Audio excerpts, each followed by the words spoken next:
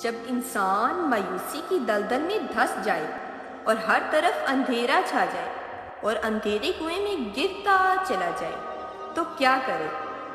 جان لیجئے اللہ خود سامنے نہیں آتا، اپنے بندوں کے لیے بندوں ہی سے وسیلے بناتا ہے اور انہیں اندھے کنویں میں گرنے سے پہلے ہی بچا لیتا ہے۔ اللہ اپنے معصوم بندوں کو آزماتا ضرور ہے، مگر نہ انہیں تنہا چھوڑتا ہے اور نہ ہی مایوس ہونے دیتا ہے۔ کبھی کبھی ہمیں یوں لگتا ہے کہ ہمیں گرنے سے بچانے کے لیے کوئی نہیں آئے گا۔ یہی امتحان اور آزمائش کی گھڑی ہوتی ہے۔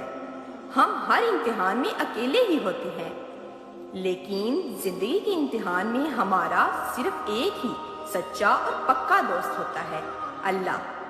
دنیا کی زندگی میں انسان کا سچا اور مخلص دوست کبھی اپنے دوست کا ساتھ نہیں چھوڑتا، تو اللہ چھوڑ دے گا؟